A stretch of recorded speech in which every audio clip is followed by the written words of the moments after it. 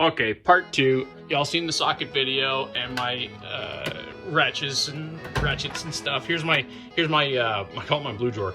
This is my Channel Lock brand. I got probably just as many of these at work. Channel Lock makes a pretty solid product if you're an industrial mechanic or you do a lot of work on machines and stuff. Like there's a wrench for everything. The go-to Channel Lock. These are Channel Lock adjustable wrenches. They're made not too many years ago, but they're extra wide. What does that say? It goes up to 1 5/8 inches. That's 1 5/8 inches on like an 8-inch or 6-inch wrench, right? I don't like this because it keeps coming off, and I can pull it off too. And I have when I need this hole for some leverage. But here's another set of the Channel Lock. These are just the regular adjustable ones. Now I have issues with using adjustable wrenches over regular wrenches, but if you look at how tightly machined these are, look at this. There's almost no wiggle whatsoever. You see a gap? No. I'm wiggling it. There's almost no wiggle in these. They're tight. This doesn't slide. And the movement is very, very smooth. Right-handed. So I really like these Channel Lock adjustable wrenches. They're pretty awesome. They say they're Spain, made in Spain. I don't care where they're made. These ones are awesome. I use these every day. And then this is a piece of junk. Like this is, I can wiggle it. Does it feel like it's gonna fall apart? I always spend a lot of good money on tools that are in my hands every day. I could go through here. These ones aren't even Channel Lock, these two. These are pistol grip Mastercraft, but it looks like Channel Lock made them for them. It's got the rivet that Channel Lock uses, right? And if you watched a, excuse me, if you watched my video where I restore this thing, oh yeah, that's some good cutters. You'll know that this rivet is part of, this is like a patent from Channel Lock that they own, this style of rivet. So if you look here, that's the same rivet. And even though this is like a branded company like Craftsman, Mastercraft is the, like I said, guaranteed for life. It's got a cutter on it, a little pistol grip, needle nose pliers. Very, very handy tool. Pistol grip cutters, side cutters, another pair of side cutters. These ones suck compared to some others. So these ones are straight, I like them. These ones are crooked, I've had these ones for the longest time. And then these ones here are my favorite. They're the 337s. Channel Lock does like a laser hardening heat treatment process, and it's very, very efficient. So they can still make them in America. Made in the USA. Custom rivet. If you look on the blades of these cutters, what happens is if you, here, let me get another pair.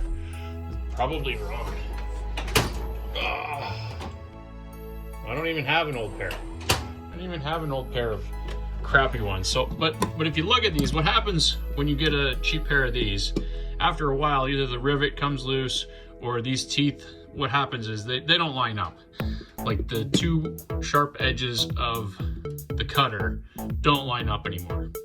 So what Channel Lock did, oh, you can almost see it pretty good here, is they made one side sharp, right? That's the sharp side.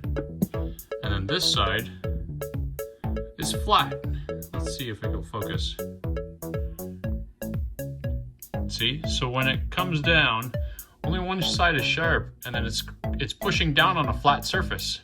So I've had these ones for, let me think, maybe 10 years, something like that. They look about 10 years, and they don't wear out the same. Even if the rivet wears in and it's a little loose, right? I like my tools loose. The anvil side and the cutter side will line up and still cut. I love those things. These things, we have tested these at work. The Channel Lock brand Crimpers, right? Crimper Cutters are all in one in that. We have tested these compared to the Mac Tool one and the Snap-on ones and the Klein ones. And it may have just been what we did when we tested it, but these ones came out the best crimps out of all of them. Does insulated, uninsulated, cuts a little bit of wire. Nice long handles, lots of leverage for crimping. Let's see, I don't ever use these things. I've used them maybe twice. Don't use these, but I saw them and I asked the guy how much they were. He had to look them up because he hadn't sold them in so long, so I have a feeling nobody else buys these either. I use these, some lineman pliers here. Needle nose, gotta have yourself a good pair of channel lock needle nose. I have worn these to bits.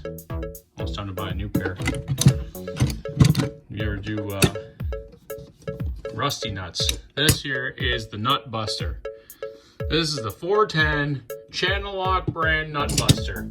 Very similar to the design of a channel lock. The only thing is that they are a tank.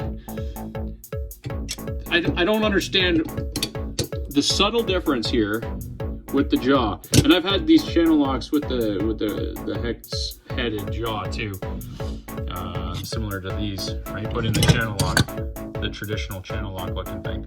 But these ones outperform those even still. These things will take a mean nut, not a very big one, right? What's that? Not even, maybe 3/4 right here. But it will grab everything, every bolt and every nut that I have put these on, with the exception of the ones that I had to burn out. I've been very pleasantly surprised with how well this works. And the shape of the handles, I can't get over this. You look at the shape of their handles. It's a perfect fit to my hands, right? It's a perfect fit for what I'm doing. These are different than the channel lock ones. The cutters are different. The lineman pliers are different. The needle nose handles are different. It's been a lot of years, I'm sure. And this thing, we're getting off big cam lock things. They're the big boys. But they really do a good job. Channel lock, pay me. I asked you for stickers once. You never did give them to me. So I've done some leather work. If you've watched a lot of my videos, there's some brass for hitting stuff. But if you've ever done leather work and you bought leather tools, punches for leather tools are expensive, but punches for gasket making are cheap. So I got a whole set of these, and I'm sure there's a couple of smaller ones I've got floating around where I'm using them, and I got one at work. And they may have been $10 for the whole set. But if you go to a leather shop, they're probably $10 to $20 each. And these ones are hardened too. If you look inside, you can see the heat treatment, or you can see the tempering done after the heat treatment. So the tip of these are not only just made out of like a high carbon steel, but they're heat treated and then sharpened and then annealed, so they're not going to break on you. They're cheap. Princess Auto, like I said, I think there's $10 or $12 for the whole thing. Here's some feeler gauges. Use these quite a bit for various reasons in my machinist days. Not so many of those anymore. Let's see.